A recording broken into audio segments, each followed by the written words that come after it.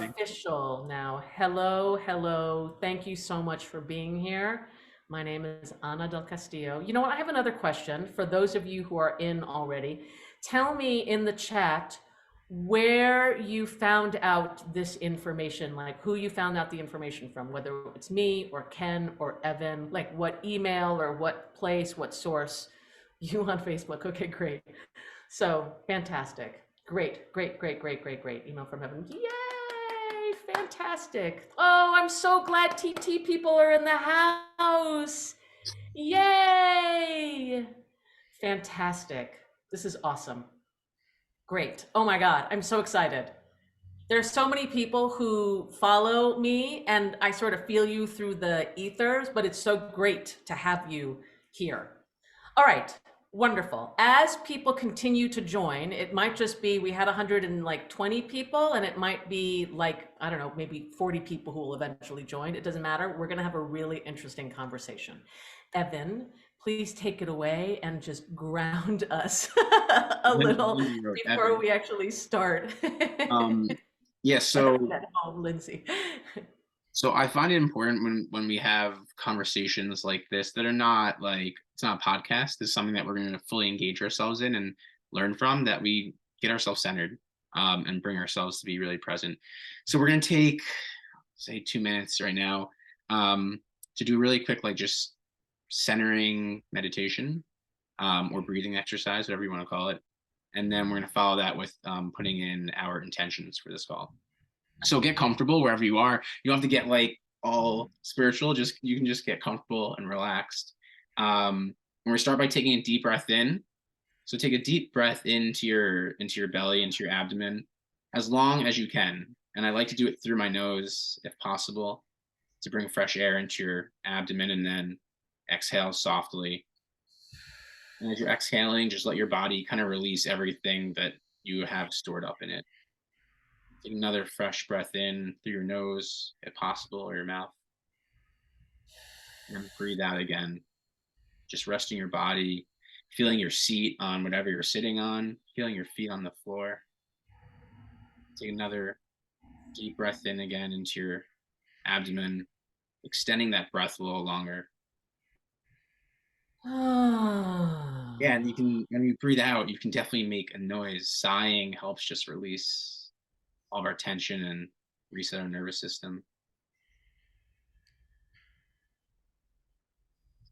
And one more deep breath in, deep breath out.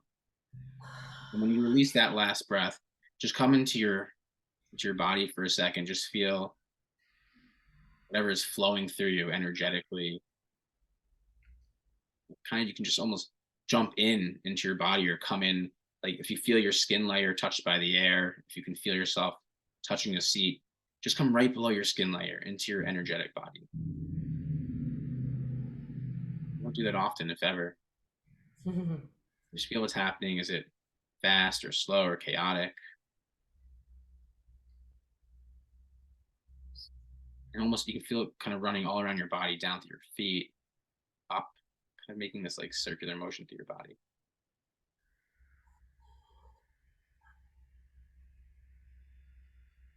And then take one more deep breath into your belly again. Deep breath out, exhaling, and a soft exhale again, releasing our body, all the stress out. Let the seat hold you. You have nothing to do right now but to listen, to learn, and to be here. When you're ready, you can open your eyes if they were closed. Just come back. And then you can Lovely. either type into the chat if you want to, or you can write in a notebook in front of you, like what your intention is for being here. What you want to learn, what you want to take away for yourself, for your partner, for your family. Great. As you do that, I'm gonna jump in and increased awareness. I love that. More self-love. Oh my gosh. I love these answers so much. As you all plug in whatever answers into the chat, I'm gonna start just sort of setting the structure of the night. Structure is we're gonna have, I hope, a engaged conversation. Any questions that you have, please, please, please um, plug them into the chat. Um, we're going to ask questions, and I hope that you answer them. The more engaged you are, the more you'll get out of it, because your questions you'll be asking, I'm sure, for someone else who's in the space as well. The other thing that I also wanted to, a couple of things that I wanted to say was that we're going to have like a series of 4 conversations, Evan. Four, including this one. And they're all free and they're all standalone. You can get as so much from just these conversations, and they are sort of a flavor. We are doing a retreat, just so that you know, we are doing a retreat in February. And so it's like a flavor of the work that we're going to be doing, sort of like a bite of the ripe fruit.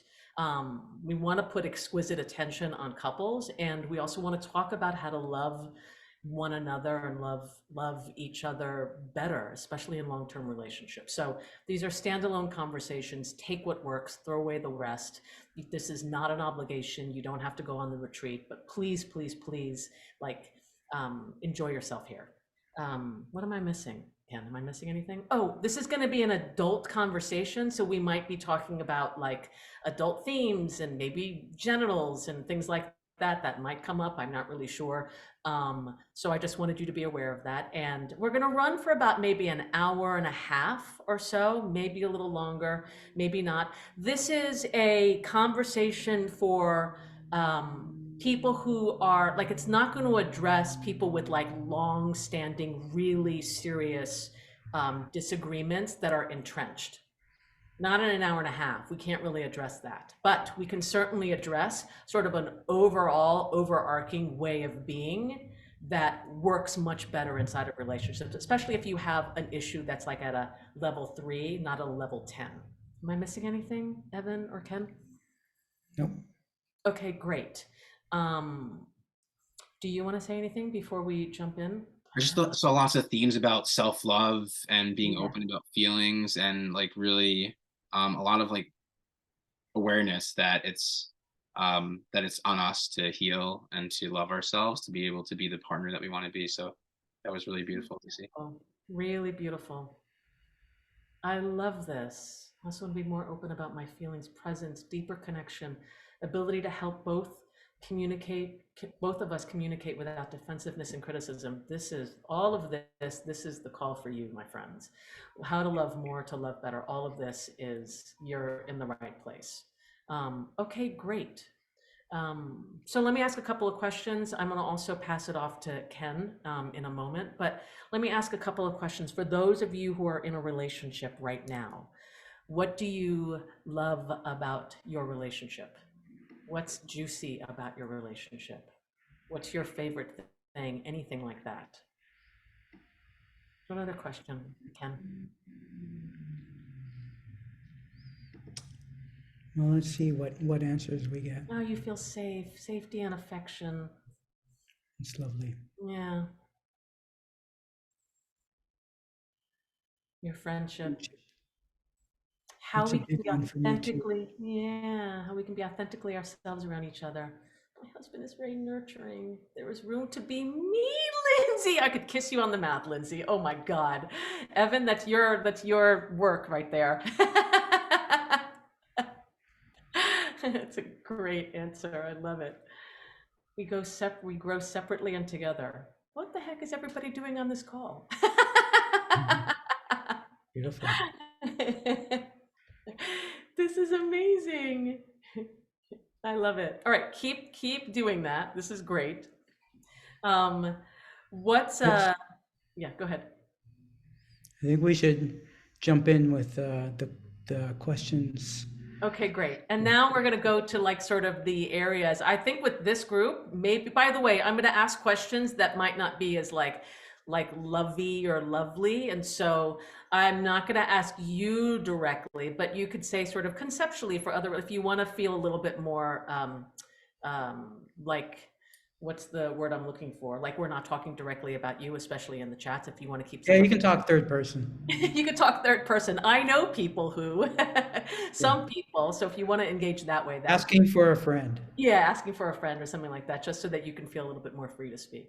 So some of the other questions are, how many people here have topics that are so chargy, so like you can't really touch them? I call them like third rail conversations, where if you touch them, you get a little bit of electrocution.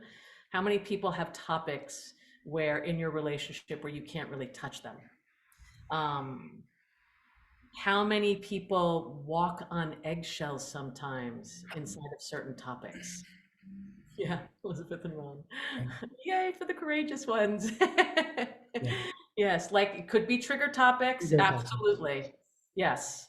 Um, how many, here's a really like sensitive, this is a sensitive sort of like stingy question. How many people sometimes have sex to placate the other person? Could be a man or a woman, for other reasons other than because you want to have sex. That's a very stingy, it could be a little bit like, We will we good. will assume that there will be more people silently answering that. Yeah. Yes, good. No, I love that. I love that. That was Oh my definitely God. Yes, that was yes. definitely my wife and I for sure Like, before we yeah, start working yeah, with you. great. Here's another question. How fully, authentically, totally honest are you in your relationships? I'm going to say not anymore, Lindsay. Good for you. On a Used to be, percentage from like 1 to 100. yeah, 1 to 100. How authentic, how honest are you?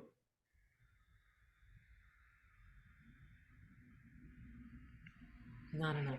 How many secrets do you have that Yeah. you just haven't felt comfortable talking to your partner about it? 95% Or honesty, 45 to 70. Honesty, 97. or you feel conflict avoidant, like you would just rather not talk about it because you know it's going to be an uncomfortable conversation. Yeah. So good. There's lots of high, like 95. Honesty is 97. Marilyn, 2. I'm not exactly sure what, like it's 2 on the scale of 100, 80 to 90, 75, mostly, but still avoid topics to avoid discomfort. 75, 70, 80, 100% avoidant. I love you so much. Mostly open, but early in relationship. Heather, you are a courageous person. 2 things I keep to myself. Yes, Marilyn, 75. This is great. This is great. Okay, we're gonna talk about, Ken, I'm gonna hand this to you. We're gonna stand for 100% honesty for lots of reasons that we'll discuss right now. And by the way, I just want to say we were talking about this before the call, but if you have deeply entrenched conflict, chronic conflicts, or topics that like you've tried and tried and tried to talk about so much, and it's become a topic that's so painful that you kind of avoid it like landmines. That is a bigger thing. We're not necessarily gonna you're not gonna necessarily walk away with tools for those kinds of conversations. We're talking more about like the little things where you just make a little decision not to talk to your partner about it, or you make a little decision to not, you know it's like no big deal if you don't talk to them about it, or you're just avoiding a lot of emotional charge. So we want to talk about like what's the cost of that? What does it cost you? Um, and I want to talk a little bit about intuition, because every time you don't tell your partner, let's say hypothetically that, as a couple, as people who are intimately connected with each other, you can feel each other, right? You can feel each other.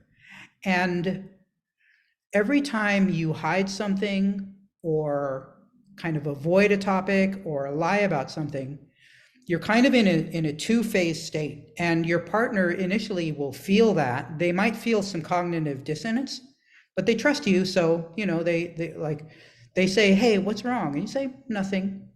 And so they feel that cognitive dissonance and they kind of let it go. And maybe over time they notice that little thing, but they know that when they ask you, you say nothing, so they don't bother asking anymore. And pretty soon they're delusional because you've clouded their spidey sense. You've clouded their intuitive ability to feel you. And so, the cost, you may, the value may have been for you that you avoided a difficult conversation or, whatever it is, but the cost, if you're in a long-term relationship where you care about each other, the cost is that you've hampered your partner's ability to feel you and sense you. And I'm telling you, having a partner who can sense you deeply and knows you and like can tell when something's going on and reads you really well, that is such a delicious feeling, and it is so important. If you're going to be in a long-term relationship, I don't think there is anything that you can gain from like avoiding or not talking about something that is more valuable than the value of having a partner who knows you really well, who can read you like a book, who just senses you. Like I love having a partner that I cannot get away. Like I cannot lie to Anna. I can't. Like it's impossible. She knows me too well, and I love having her know me that well. So that's one cost. I want to say something else. Imagine that there's an artery between you and your partner, and the artery, when love is high and there's a lot of communication and connection, the love flows really easily. But I want to suggest that every withhold, every place that we don't tell the truth, every place that we don't actually like have ourselves be seen and known fully, it's like plaque that gets like added to that artery. And so little by little, love starts to become less of an easy flow until it starts to become a trickle. And then you wonder in a long-term relationship, why am I not feeling the same way? Why is the sex waned? Why am I not as attracted? You start to ask those things, and it's because the electricity of the ongoing risk of being known has been cut off. Yeah. And honesty is the electricity that keeps the spark of the new alive. And most of the time, we get so threatened about losing the relationship that we cut off that spark in order to stay stable inside of the relationship. And we're looking to start the conversation of like having honesty be the lifeblood. And then we'll get to a little later on how. But first, just like And talking about the honesty and the authenticity. and then we start gaslighting ourselves and saying that it's on us and it's something wrong with us, and we start looking and searching and feeling for, I don't love myself enough, maybe there's something wrong with me, and then it continues to that shut off that you talked about. Yeah, yeah. There's there's this weird paradox where if you avoid an uncomfortable conversation with them, paradoxically, you end up resenting them.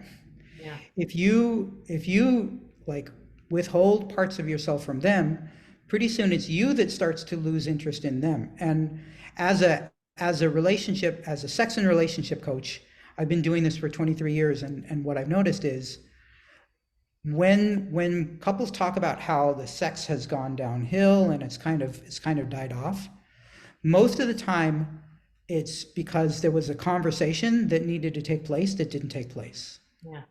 Believe it or not. Yeah. That is an intimacy and turn on and spark and sexual juice killer. And I want to say there are all kinds of different reasons for why we don't tell the truth. By the way, I wanted to say, Marie, I saw that, and Alexis, I also saw that, and Susan, your comments. I also want to say that sometimes, and I'm going to speak generally here, so it could be the other way around, but generally speaking, like women are usually afraid to speak up for what we really want in and out of the bedroom. Sometimes in the bedroom, we're so accustomed to taking care of other people in all kinds of different areas that to orient ourselves where we are the center of our own lives and we actually like stand for our needs is scary. Like if we ask for it the first time, it could be like, okay, I managed to do that. But then if you have to ask it a second time or a third time, then all of a sudden, all kinds of resentment can then start to develop.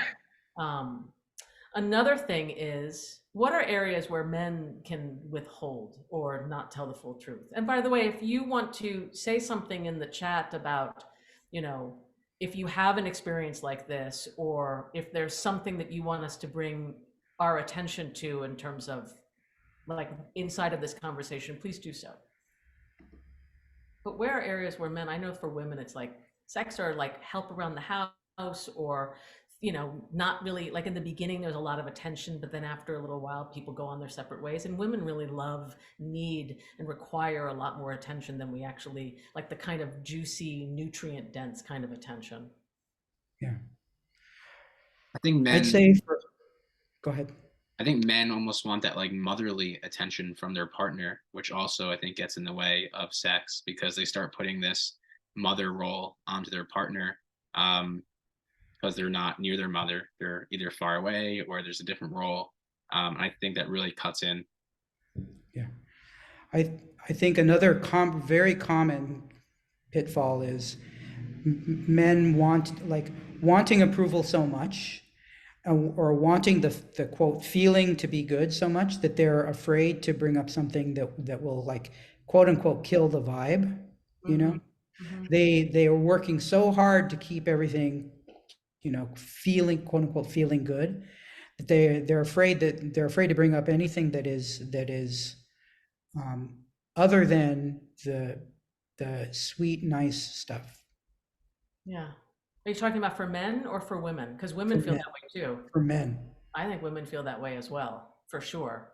And it's interesting that you were talking about like the mother thing, Evan, is that I also think that my husband avoids discussion about emotions and won't talk about how he feels and is afraid to talk about my emotions. Yeah, do you want to take that? Yeah, let's talk about guys who, or you know, men or women really, but often it's men who aren't conscious of their own emotions. They haven't been acculturated to the idea of being consciously aware of their own emotional landscape. So they have all kinds of feelings. They're the guys who will be screaming and saying, "I'm not angry," or you know, or "I'm not jealous," when you can see clearly that they're jealous. They're just, and the funny thing is, women often believe that they're lying and that they're trying to pull one over, and so women will start doing that. They'll start lying and trying to pull one over. But really, a lot of guys aren't aware of their own emotions, so it can be different. Yeah. I want to say something about what Sarah said. The mother thing killed the intimacy in my marriage. I was going to go back to it before about what you said. And Ken, you've talked about this at length, that the thing is that women are outsourced for the emotional wealth, like well-being of the whole system, like the relationship, like, I mean, I'm going to sort of talk about a 50s model, but it hasn't really changed all that much. Men sort of aren't really raised to own and like get really specific about what it is that they're feeling. Feelings are usually like squashed, and your wives, yes, you're supposed to be the glue. Wives, or the women in men's lives, are really the ones that are supposed to sort of carry the weight of the emotional health of things.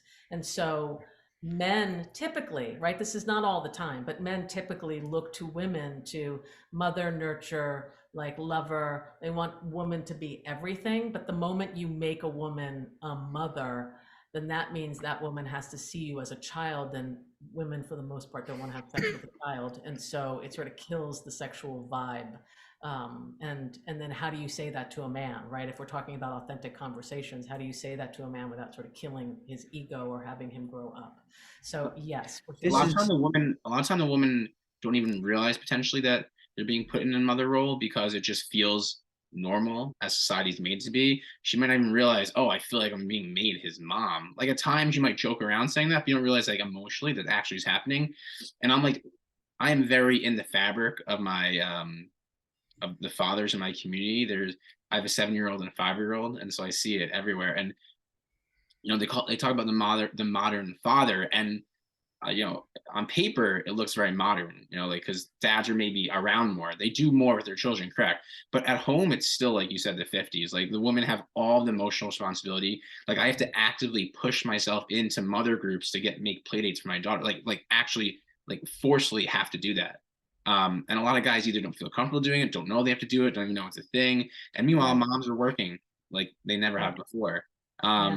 And so all of this is creating this like dynamic that is, like you said, killing the romanticism. And like you guys taught me, the foreplay happens out of the bedroom. It happens in Yes, we were happens in going the to talk kitchen. about this. You brought You it guys taught me up. all. I'm so glad. Oh my It God. happens. It's as though I put a quarter in you. We were going to talk about this, so it's great. I'm so glad you brought that up. Yay. I love ever, I mean, I don't love, this is literally the thing that we're talking about where women, listen, I don't want to have men be like, they're the bad guys. No, we've all been sort of indoctrinated inside of this thing when we all lose inside of this. And the fact of the matter is that we love each other deeply, right? We And want deep connection with one another. We want great and sex.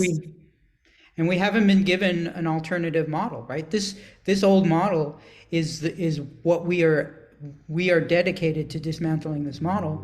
And in order to do that, you have to have something better. You have to have a better model than the one that we've all inherited. The Yeah. reason this one's still around is because no, like we haven't been given an alternative. Yeah.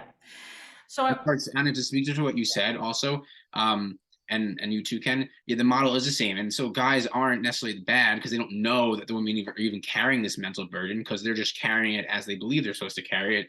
And the men don't know that they have to force their way in to take mental burden off of it. It's just not a conversation that's known to that has to yeah. happen. I want to talk about what Evan brought up, which is how sex does not just happen in the bedroom. Ken and I firmly believe that our sex life is our whole entire life. And I don't mean that, he's touching me in, all over the place all the time when we're walking around, or when we go to the grocery store, we're like, playing with cucumbers. I'm not talking about that. I'm talking about, like, imagine if you yourself, meaning if you're a man or a woman, or you identify as anything in between, like if you as a person are a large, this is going to be a little bit weird to talk about or to say, and I'm going to use adult terms, but if you're a large clitoris or if you're a large penis, right?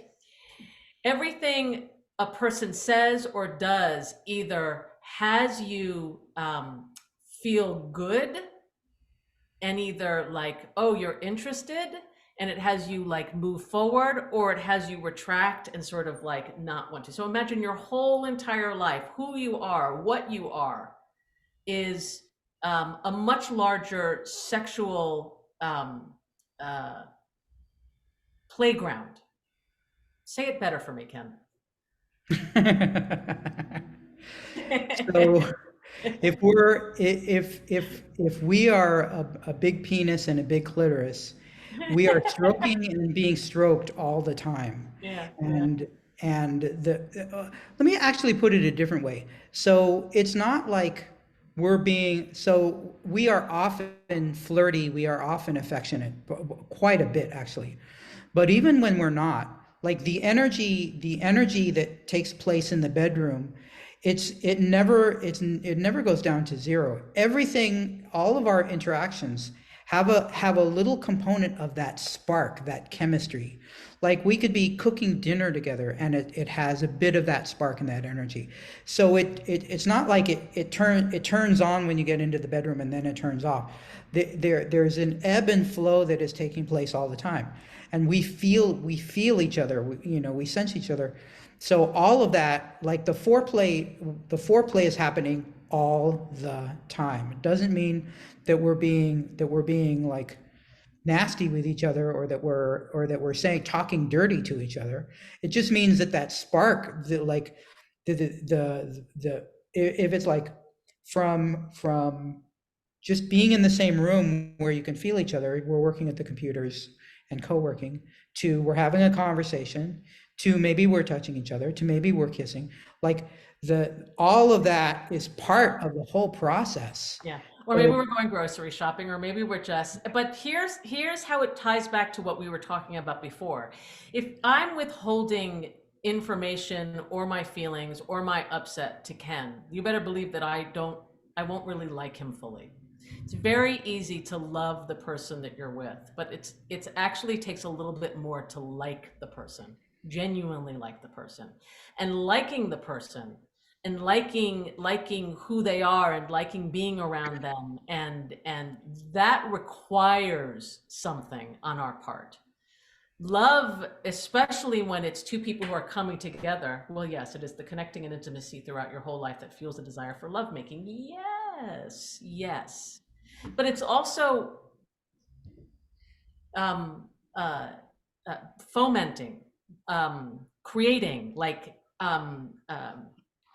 don't have any words today, and that's fine. It's like literally like having it be stoked.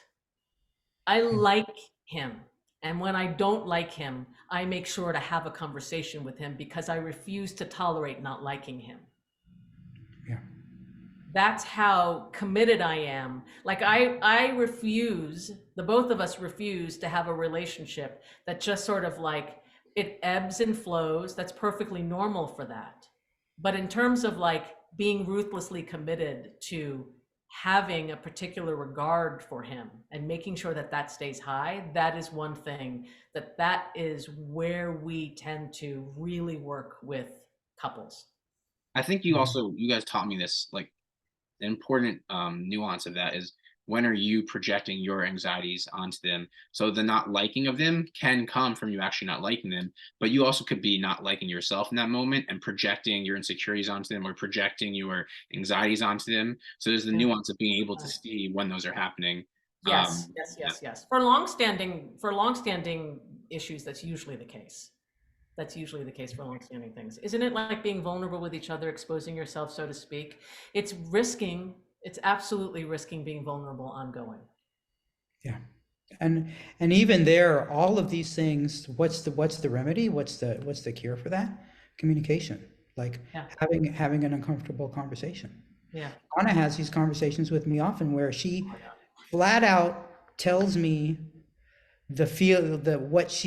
what she's thinking about me, or what's, like the unflattering thoughts that she's having about me, because in doing so, that's part of what helps diffuse it and get back to connection between the two of us. Yeah. And I don't say it in a way, there's a difference, and we'll talk about that in just a moment. So we have a structure where we talk about having high regard for one another ongoing. So we can have really risky conversations, but underneath, have you ever been around someone who they're like, yeah, I love you, but you can feel, or like they're like, oh, hi, but you can feel underneath that they don't like you. You can feel underneath that they just like don't really like have a lot of respect for you, but they're speaking nicely. And so you have this like weird feeling around it. We flip the script around that, where underneath our regard is high. So it doesn't really matter what's being said. We couch it in like, my regard for you is really high. My respect for you is really high. And because my respect and my regard for you is really high, I'm going to risk having this conversation with you. And Hey, so, this is what's in the way. This is what's coming up. Evan, you want to say yeah, something? how does that happen? So my wife and I, Lindsay, we worked with them, and you guys helped us start having being honest with each other. But in the beginning, it was still really tough. We got into some like really, I want to say gnarly arguments, but super uncomfortable places where we like would just go to sleep and like not like each other a lot. So then, how do you start finding this place of liking and being able to be vulnerable without being afraid that you're lighting a match that's gonna like the house is gonna explode like from that?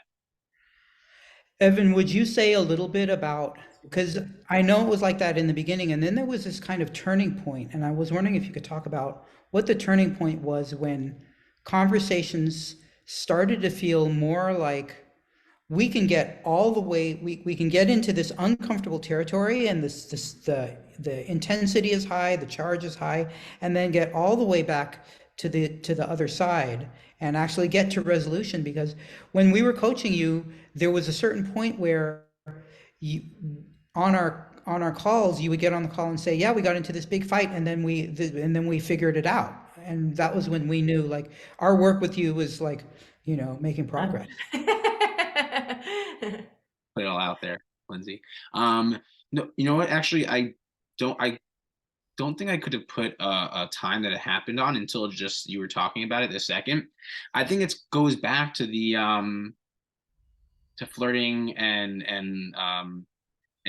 your banter happens everywhere. And I think it's when I started to actually start taking her mental load from her and started to actually start treating her like an equal in this house and not just expect Mhm.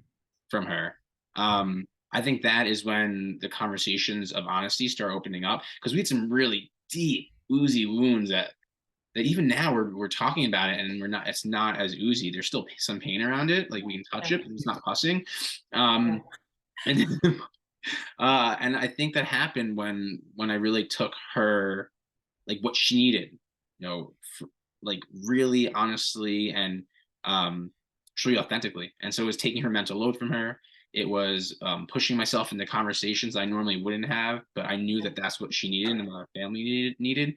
And it was also me giving her all the space she needed, like with intimacy, with conversation, with everything. I used to count like how many times we would get intimate. I used to like count certain things, and now I'm just like that doesn't matter because I know that it's all happening during our relationship daily, and that there's not just these little moments that I'm waiting for now to help with that connection that's happening throughout the day. Yeah. And by the way, that's beautiful. By the way, that entitlement of like, and it's on both sides. It's like that entitlement of like, I'm a better person, you're not as important, I'm the one who needs to have this. Yeah, like that can go on either side, but that itself is one of those like gooey conversations that could have like lots of like bumps in the road. That alone, traversing through that and being able to hold on to yourself, that's another thing. It's like being able to hold on to yourself and have sort of big boy big girl conversations and like see the kind of effect that who you're being is having on the other person. Was the not liking more from your side or hers? Was it more her being upset with you or you with her? Does this matter?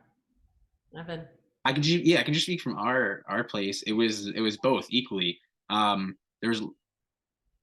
There's a conversation actually before this call that Lindsay that we need to have after this. There's a little something that we'll talk about because we speed to things much quicker now when they happen. But it was on both sides. Like there was things that I thought that she was doing wrong and vice versa, and those things still pop up in a relationship. They were not enlightened. They happen quite often. Well, Ken and I still have those conversations. It's not like we're fixed forever. Do you know what I mean? It's like this is what it is to be with a person, you know? But Yeah. and to speak to you, Karen, what Ken and Anna were really good at, I think, in the work we did together is knowing who needs to take the first major hurdle before the other one could take their major hurdle. Because you can't do it together. If you're both trying to make massive changes together at the same time, like you're gonna just both fail. So you need to let someone make the change where someone stays kind of a little stable. They're moving a little bit, you're moving a big jump, and then the other person does it. So I think that's really what helped us navigate sorry. That's what helped us I would, navigate this thing. I would even say it a little, I would say the same thing that you just said, but tweak it just a little bit. In each relationship, there's sort of like unspoken agreements of like who's stronger in one area and who's weaker in the other one, who's better in one area and who's not as good in the other ones. And then there's these like fixed roles that end up happening around all kinds of different things. You know, who's hierarchical and who's lower on the blah, blah, blah.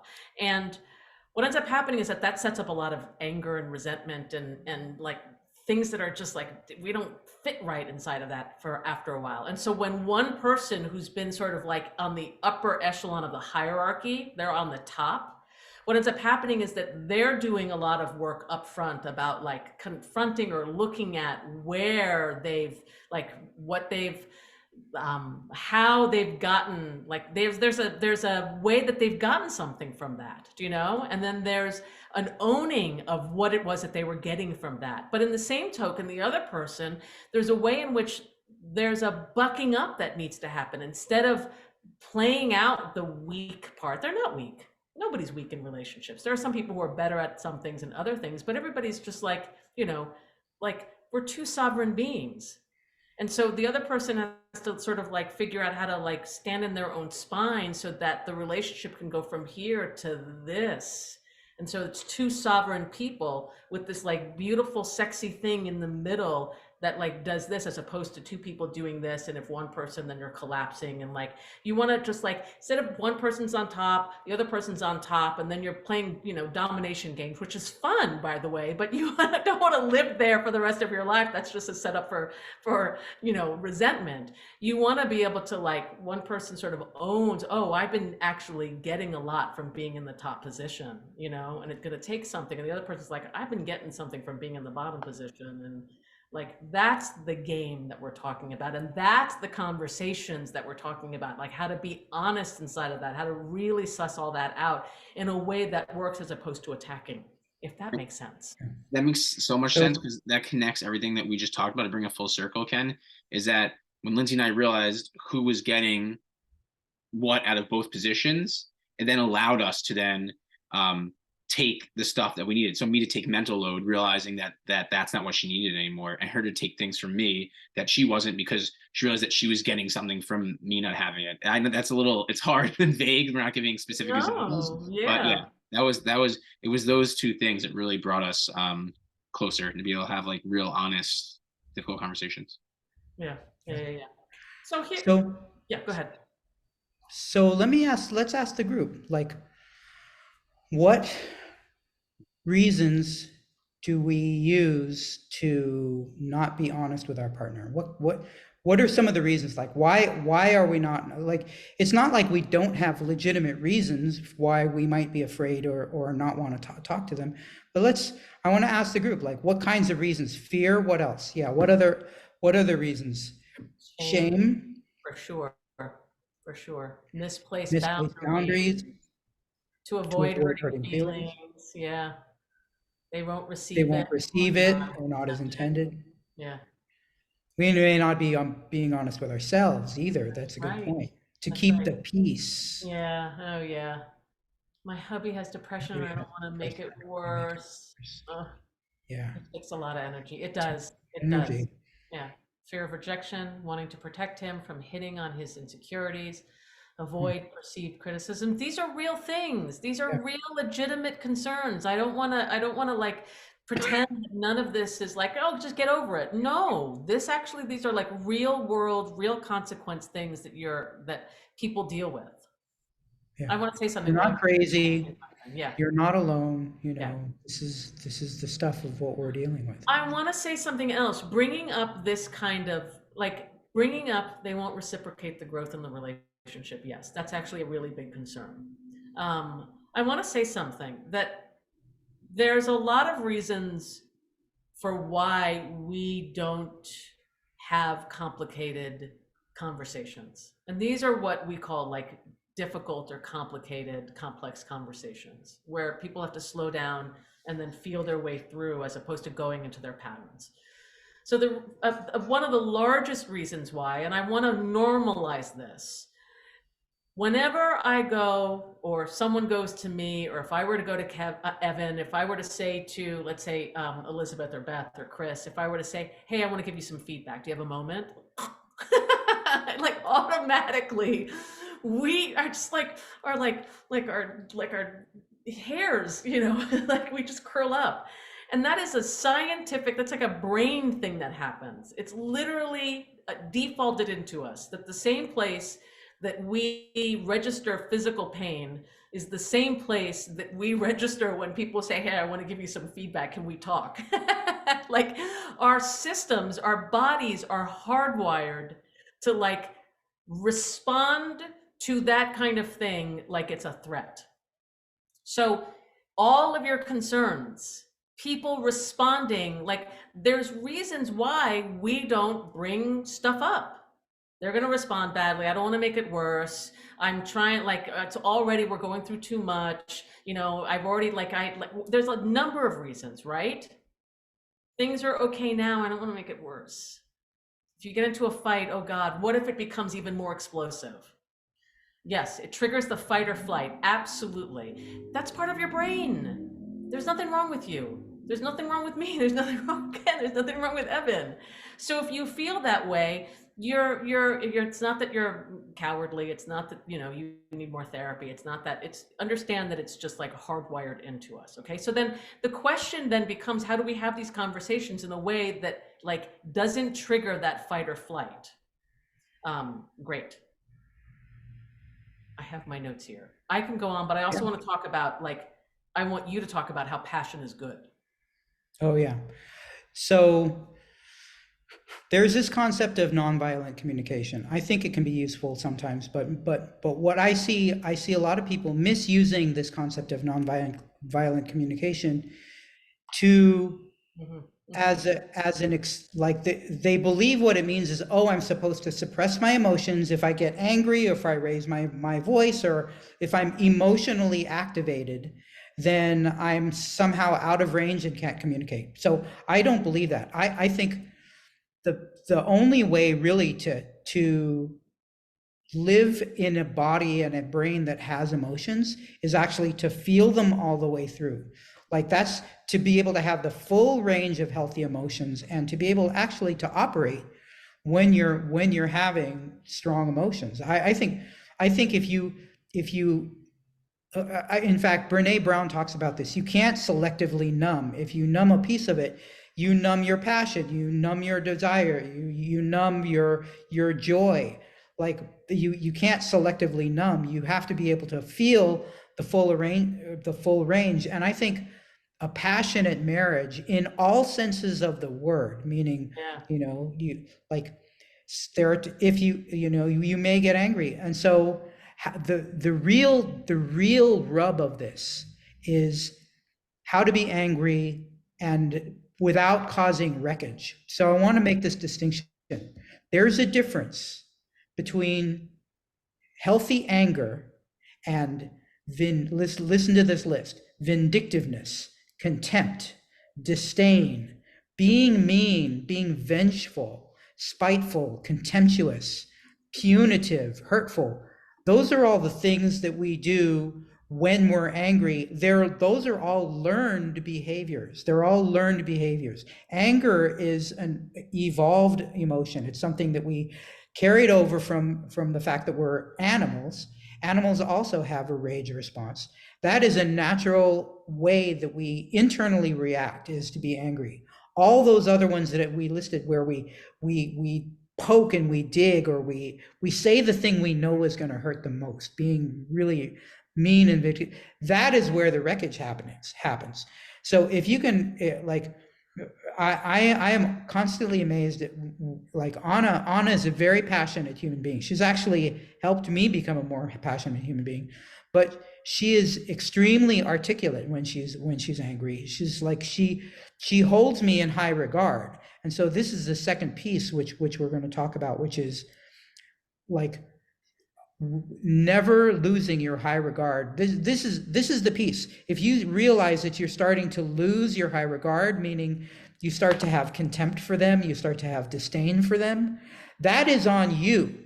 And that is where you are going to start to make errors of, we'll call them errors of judgment, or say things that you're going to regret later, or actually harm your partner or harm the relationship. So this key piece, go ahead. Go ahead. So, well, I was just going to talk about maintaining your high regard. Marilyn, that's true. Absolutely, that's true. I think what Ken was speaking to, I think that the nonviolent communication in its best form, when people do it well and do it right, is that. And what ends up Yeah, happening is that when people don't do it, they use it as a way to suppress. So you're right, yeah, 100%. that's right. And I also like It's think that, 100% very honest and not easy. 100%. yeah, yeah. We approach it slightly differently, where it has some parallels to the true meaning of nonviolent communication, but where we like the turning point of whether you're going to talk violently or non-violently is whether you have allowed yourself to lose your high regard for your partner. Yeah, and let's do a distinction of like, how do you know you've lost high regard for someone? So how you know you've lost someone is when you go, they always, I'm always, they never. I'm like, God, they're so if you have some conversation in your head about how selfish, awful, jerky, wrong, like some story about what a sort of like not great, bad, terrible person you're with, you're pretty much inside of some sort of contempt, disdain, not feeling really. Now, mind you, there's nothing wrong with this. Like, I don't want you to be inside this conversation like this is a very human thing. I'm Latin, so to me, it's like in my household, it was like, no, I have that. Like it was that kind of thing. People were always yelling and doing, loud things. But the difference between passionate communication and contemptuous communication is a world of felt difference. Evan, I saw you wanting to say something, or were you just doing something with your hands? Great. So I've been So, accused. for example, Yeah. when those few moments, very rare, very occasional moments when Anna has been angry at me, um, she's very good at talking to me she's I feel respected in the way she's talking to me even when she's angry. And Yeah. so where you can use I didn't mean to diss nonviolent communication. If a structure like that helps you, that then use the structure. But if you can internally check and see and get this piece around, oh, I've lost my high regard, that will naturally lead to talking to the person even when you're angry and saying all the full range of feelings that you're having. They will still feel respected in how you're talking to them, even if you're raising your voice. I want to do like a role play. I want to sort of give an example of this. So if someone Let's do wants it. to give a example, like set up a fight or A set up topic. a Give us a topic, topic. give us a topic and we'll do We're going both to role play. versions. Yeah. Yeah. While people are putting topics in there, Lindsay and I used to, when I was doing things, Birthday. yes, Yeah. when I was doing things like unloading the dishwasher or putting groceries away or blah, blah, I'd be like, I always do this. She never, Yeah. like, I used Yeah. to always get into that headspace. Yeah. Yeah. And Yeah. now if I catch myself getting there, I'm like, that's not true because I can wait and ask her to help me, but I'm choosing right now to do it in this moment. So I think a Yeah. lot of that is really important as well Yeah. in this Yeah. understanding. We start making a case for why the person is a jerk. Yeah, Yeah. very quickly. They never, they're so selfish. Expectation of domestic roles. Karen, that is basically the plight of just about so many people, so many couples. Mother-in-law forgotten birthday. Ken, which one do you, both of those. Expectation of domestic roles. You want to do that one? Yeah. Do you want to do Unless expectation? you feel called to one of the other ones. I mean, the forgotten birthday and mother-in-law one are really like heightened ones. And I could show you, oh my God, birthday, yes. Okay. 2 votes for birthday. I feel like that's a better one only because it's a really heightened one. And Great. it could go, said one thing but did another. Great. I'm gonna do the birthday one because I feel like that's like, that could go. I'm gonna do, which one should we do first? The one that's like, let's do the angry one first. Yeah, do the contemptuous one. I'm gonna do contemptuous and also sad, like really sad and contemptuous and upset. Okay. I'm gonna make stuff up too.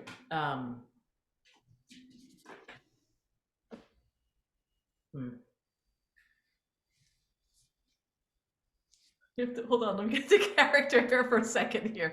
Because boy, if someone were to forget, I'd be like, there's all kinds of things that I'm thinking and like so upset and like, you don't even care. Okay, great. Like, And the people on the call don't know, Anna is an actress, so oh, I used to be an actress and a singer a long time ago. So I have to like figure out, I'm like, be okay, prepared. great. Like, did you forget my birthday? What? You forgot my birthday. I can't believe you forgot my birthday. Oh my God. I did Oh forget. my God. I'm so sorry. Do I matter to you at all? Of course you do. Obviously I don't. I've just, no, I got the promotion recently. I've been working double shifts and I'm really sorry. You're right. I even put it on the calendar. Oh, I haven't checked the calendar in days. I'm so, oh my God. Fine. You know what? I'm just going to do my own thing. No, No, I'm just going to do my own thing. Thanks a lot. you, Go do your promotion. It's fine. you sound very angry, and I I am hurt really, is what really, I really am sorry. I'm hurt is what I am. And I'm angry. Okay, you can Okay, go in the I direction. apologize. Are we clear that this is the direction that this is going? I could have gone a lot further. Who knows? I could have been like really upset, sad, angry, pissed off, all kinds of stuff. So that's one place to do it, right? Birthday one is a big one. Like Ken could have even fought back on that one. He took that Yeah, one. He took that one I really thought you nicely. could have even been really defensive. Hey, I was doing stuff, I'm trying to do Yeah. stuff for the family. I'm I, trying to do stuff here, I was about to go in that direction, but I kind of wanted a model like just being apologetic, because a person, you can still be mad at someone even though they know they're in the doghouse and they're like, okay, tell me, how long am I going to be in the doghouse? Oh, it's worse. It's worse. You have nothing to fight with. It's so much worse in my experience, I gotta take Yeah, care at of you least if I'm fighting, Yeah, you're feeling I gotta met. take care of your feelings about how you're feeling bad. You're gonna hijack the way I feel. I'm gonna kill you. It's that kind of thing, right? All those My dynamics. favorite is then when the person who's apologizing then turns around the other person. Like, Yeah. I'm sorry. I'm trying to help here, and you're still attacking me. By the way, I don't want to make light. The people who talked about forgotten birthday, I do not want to make light. That is like super painful. Like I know that we're playing inside of this, but like, ugh, okay. So let's Yeah, it's genuinely a like, painful and like, yeah. okay. So now let's do a high regard.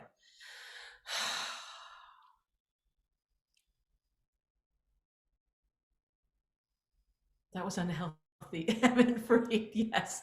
So this was the healthy example, right? No apparent contempt or judgment. No, Paula, this was not the healthy. Now we're going to do the healthy one. No, no, no, no, that was not healthy.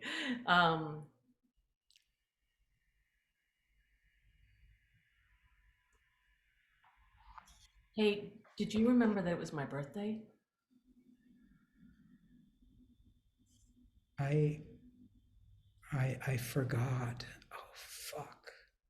I'm sorry. I am so angry and upset right now. My feelings are really hurt. I'm so angry with you. Hmm. That's understandable. No, I need to talk right now. Okay, I'll listen. That made me feel like I was nothing. Hmm. That made me feel like I didn't matter at all. Hmm. You dropping me like that had me feel like I don't even exist in this relationship. Hmm. I'm not saying that that's true, but that's like,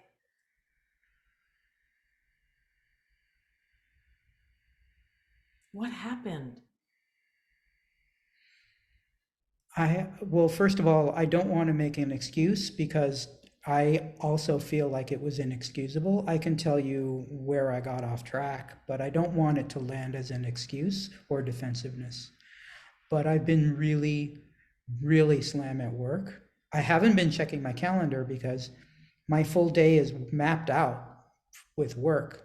So I know you put it in the calendar and I just haven't even looked at it. And it's just like, I thought about it, it's like 6 days ago, and then I just didn't think about it. And here it is already yesterday. And it slipped my mind. And I'm really, really sorry. Yeah, what it tells me is that I got dropped, like somewhere along the way I got dropped. I know that you work for us and I got dropped, like really got dropped. Yes, that is true. I dropped you, and that is inexcusable, and I'm sorry.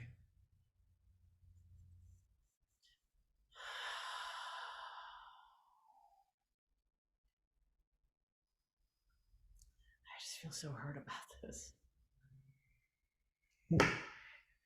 What do you need? Is there something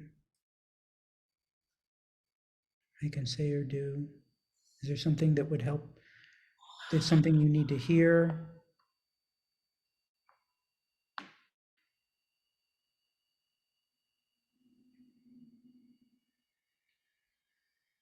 I don't know. I feel so upset that I can't even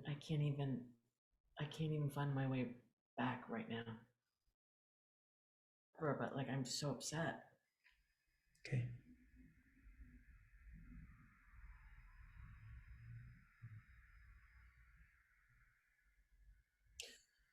I would like some genuine time, like a way. I don't know what like your job is right now. I don't like what your schedule is, but I want like just me time where I have like exquisite attention and room for me to have all of the feelings inside of that, and just to feel like I'm special and a part of this relationship and that I matter. I know that that's not yours, and somehow if we can create something so that I feel like that I can have that. I don't know, I want to recreate some sort of like special occasion birthday without it being a birthday something. Okay. Like create maybe a special day for me. Okay. I'll look at some times and make some time for us to do that. And again, I'm really, really sorry. I appreciate you listening. I appreciate that. Yeah. What you're feeling is valid. Yeah, yes. All right, that was the whole acting scene. Great. How was that? It's like we're just playing two Man, I games. felt that over here. I was tearing off at one My point. heart was breaking. I just felt. I was literally tearing Oh, up. that's great, Amanda. I've never seen an interaction like this. My default is to try to fix everything when I perceive that I've fucked up, and I've never asked for space that successfully. Then how do you address this when they agree to do something special, but then do not? Karen, my love. Okay, I want to talk about the two things. I've never seen an interaction like this. My default is to try to fix everything. I want you to know something, that us fixing things is more about trying to control and less about actually being in the presence of someone. Like, how to explain this? It's like love is actually being present to the emotion and just holding it like an egg. That's loving. Fixing it is I want to control, and I like it's like that's more about us, which makes sense completely. Completely. Oh my God, I What can I do to resolve this as quickly as possible so I don't have to sit in the discomfort of you being in discomfort? Yes, yes. Then how do you address this when they agree to do something special, but then do not?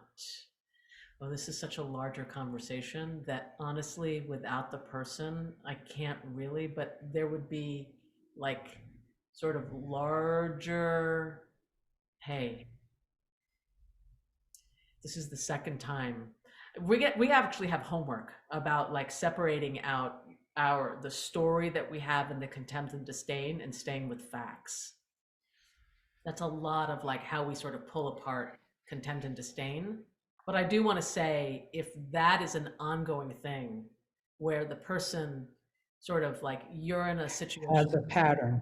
as a pattern where you're in the situation where you're being disappointed a lot, Then the topic is the pattern. yeah, then the topic is like and then there's got to be something where you actually have to reassess what you're giving. Someone is telling you with behavior that they are not capable of following through. They are showing with their body that they won't follow through. And so on my end, if like Ken was like not following through over and over and over again, my job over here is to not continue to put things onto him because he just can't be held responsible. And that's a painful thing. That's a much larger conversation. Nice I Yeah. statements. Wonder how it might have gone if he was defensive. That's another thing we could have done for sure. Just hearing Yeah. the accountability without excuses would make a difference. Thank you for expressing that, Paula. He tried in the beginning and she was strong and said, I need you to listen and let me speak. Ding, ding, ding, ding, ding. Yeah. Immediate defensive blocked any meaningful conversation. Yes. Also, I really felt he should come up with a way to make it up without being told to. Yes, yes, yes. In this That, dynamic, that's great. And you know Isn't what? that relationship specific though? Like that's Yeah, you knowing your yeah, partner so that's, well. yeah.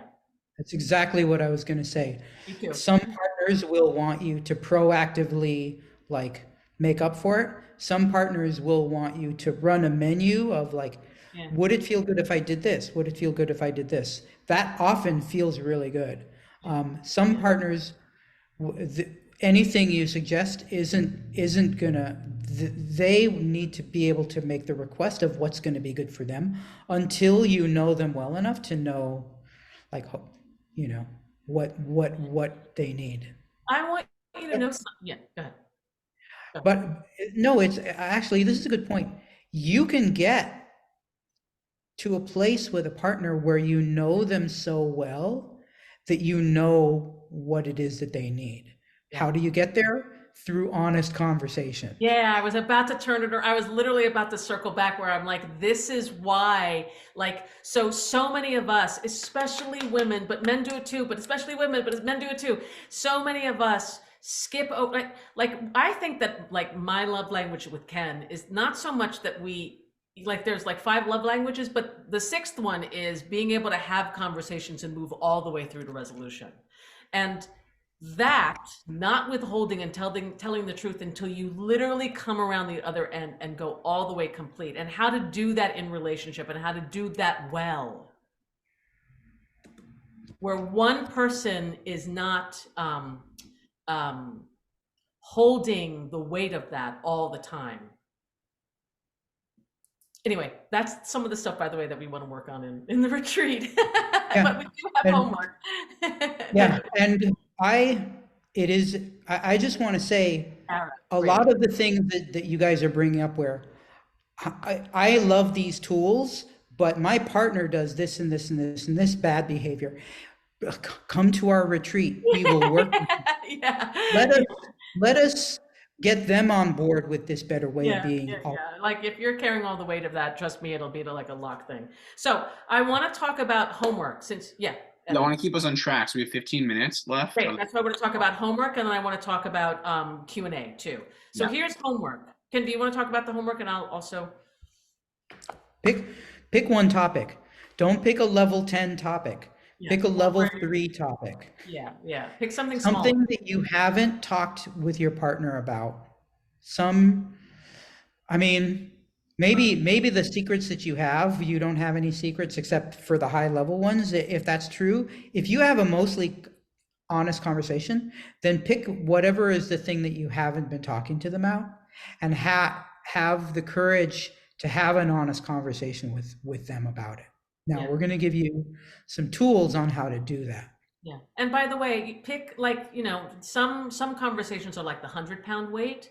Pick the 5 or 10-pound weight, right? You want to start smaller, 2, 5, like if it's annoying that he or she, I don't know, doesn't wipe the counter or doesn't, fold the laundry or doesn't, whatever, then pick a conversation like that. Preparation. This is where most of the work is. Preparation. You want to pick apart your story from the facts. If Ken is late to a date that we were supposed to have, my story about that is he's always late. He's such a jerk. He's so selfish. He doesn't even know what the heck he's doing. Like, what do I mean anything to him? Et cetera, et cetera, et cetera. That is all my story about the fact, which is he's late. And he might have been late the past 3 times. That is still the facts of the story. So if you're going to have a conversation, make sure that you separate your interpretation, your story, all the meaning, all the I don't like, this is, et cetera, et cetera, et cetera. Separate that out and just do the facts. Okay. Then when you have that conversation, or even before you have that conversation, you can bring it up afterwards, go, hey, I've noticed what I've seen, what I've been experiencing, what's been happening in my experience is, hey, Ken, I've noticed in my experience that you've been late the past 3 times. Here's where it gets a little juicy. In this moment, I want you to say the thing you want. So if I go, hey, Ken, I've noticed that you've been late a few times. What I want is to feel really like special and in love and excited to see you every time. I love hanging out with you. When you're late, I feel the exact opposite. I feel like I don't matter. I get really angry with you. I start making up stories in my head about you that you don't care. So first is separate out your story from the facts. Then when you bring it up, state the fact. Then talk about your desire. I want this. And it should be with a win for the both of you.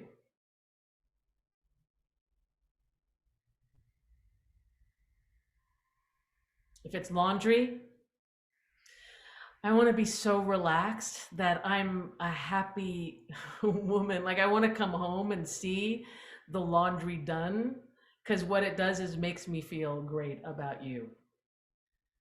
It makes me feel happy. It makes me feel like you care. It makes me feel like it matters. And then I get like have it be a win somehow for the both of you.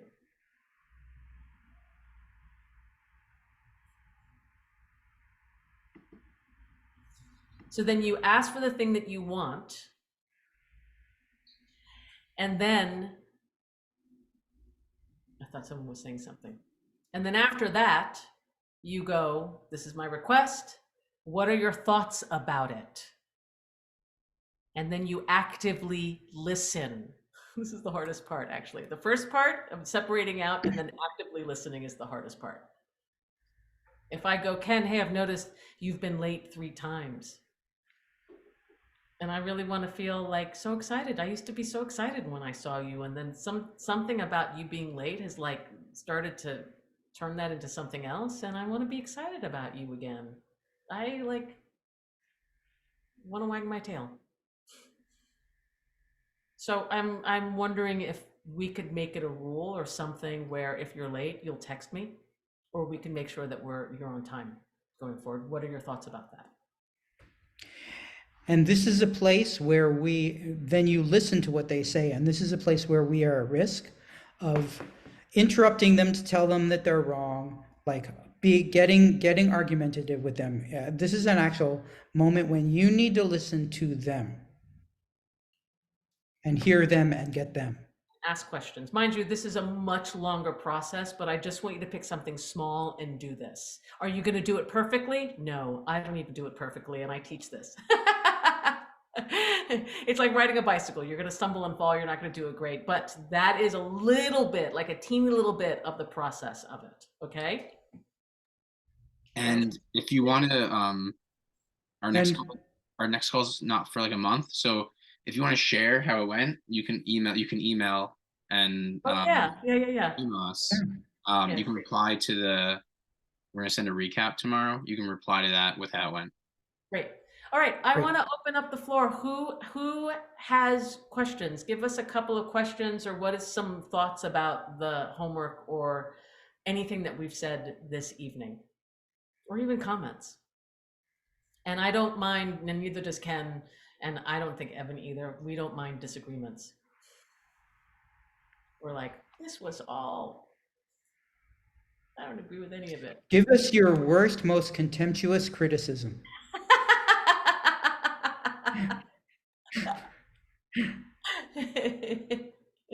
No. You can do that if that's all you have, but other ones I ask a question. Let us know what's landing with you, what your takeaways are. Your role playing was really insightful. Such a valuable assignment. Thank you. You're very welcome. Love seeing the healthy interaction. So helpful. Yeah. I am telling you, it's like being able to have difficult conversations is a superpower. The more able, like the degree that you can withstand the discomfort of like that sort of break in between the both of you while you're, the more you can handle that, the more you could actually like really breathe large in the relationship and stay connected. It's And a I good didn't. stretch assignment. Seeing the example conversation helps so much. Any specific advice for new relationships? Yes. If you're in a new relationship, that's a good time to establish the pattern of vulnerable honesty as just the way, like, there's a lot of well-worn patterns that you don't have to like undo because you're in a new relationship. So it's a great opportunity. Your partner often will do it if you do it. If you're like vulnerable and honest and expect vulnerable honesty, they'll jump on board with it, hopefully. Yeah. All right. So Even if it's new for them or unusual. there are so many great questions. This is mostly for straight couples, or at least taught that way. However, totally for leaning into uncomfortably and staying connected. Unfortunately, my habit, and I'm thank you for saying that, is to speak man-woman dynamics. But in terms of like uncomfortable conversations, that's universal. Being able to lean into the discomfort of like Yes. disagreements, that is a universal thing. That's Yes, like, and thank you for pointing yeah, that out to us. please continue to do so. Thank you. Curious, how would the workshop retreat advance or explore what you are demonstrating here? That's a great question. Well, depending on the, can you, I mean, I have some things to say, but you want to say something to it first? Yeah, we're the people who sign up, we're going to have conversations with them before the retreat to get dialed into what it is that each couple needs. And then that is actually going to feed into how the retreat is organized to make sure each couple is getting the thing that they need. And this isn't the only thing we're talking about. There's so many other things No, that by we're a talking long shot. about. This is Oh just my a God. tiny Holy, sliver yeah. of all the stuff that all of the components of a fantastic relationship. This is a small, like we're only going to do about five couples. We thought maybe about doing six, but we want it to be a really exquisite attention on the couple so that there's like genuine, real FaceTime ongoing before the retreat, during the retreat, and then after the retreat, so that we can like sort of arc something all the way through. Yeah, it's a Can you give customized experience that's totally, um, and the experience is built some, in an arc to build up and have tolerance for certain, like, we just said starting at 3, we're gonna start tolerance at 3 and get to 5s at different points of the retreat, so that you're really coming away with like powerful tools and experiences to take back with you. yeah, and some real intimacy. Can you give some more examples of what a level 3 disagreement is? Sorry, I know very individual, but I feel so many topics escalate and want to be successful for us. So, oh, You so might have a different answer than I do. no, I want you to do your answer first. Okay. If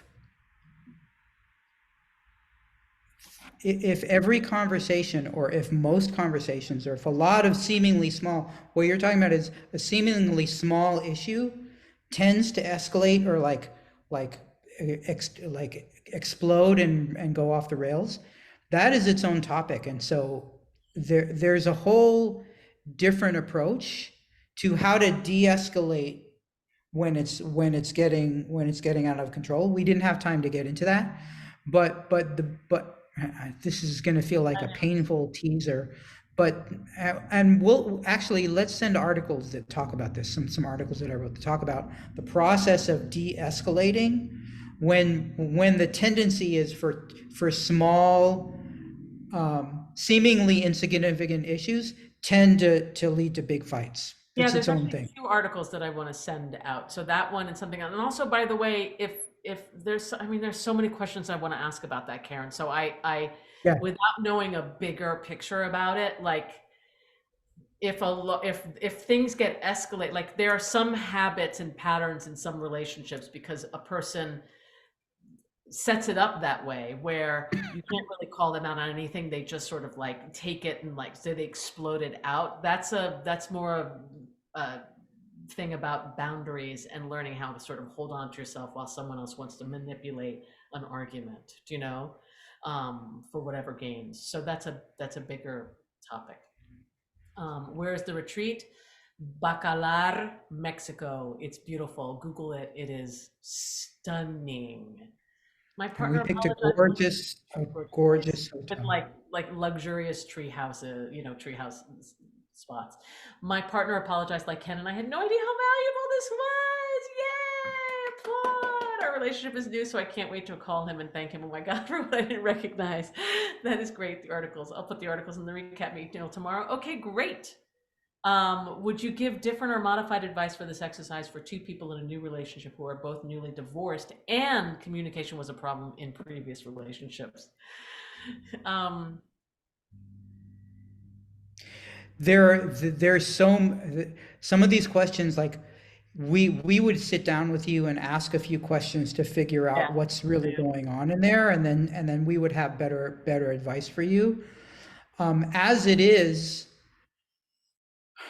there's an opportunity to establish something new and different than what was happening. Like you have to recognize, you need to recognize all of your patterns and recognize when they come up, and your partner needs to recognize all of their well-worn built-in patterns from their previous relationships that they're bringing into here.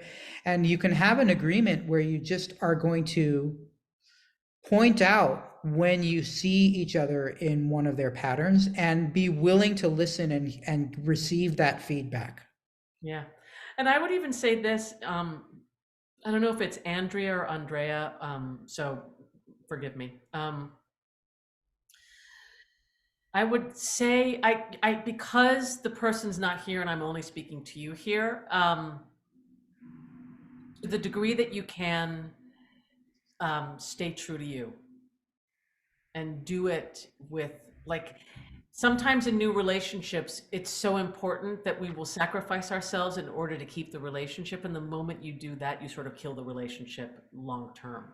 And so to the degree that you can, stay rooted in your own center. And I mean, this is going to sound like, rocket science, but tell the truth in as graceful a way and connected as way as possible from the very beginning.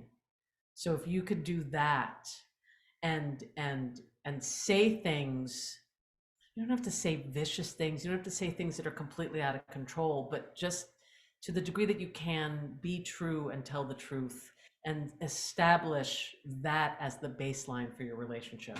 I feel like I'm giving an impossible thing to do, but those are my thoughts off the top of my head. All right, well, we're going to It's wrap up. 8:30. Thank you so much, everybody. Thank you so much for showing up. Thank you so much for your engagement.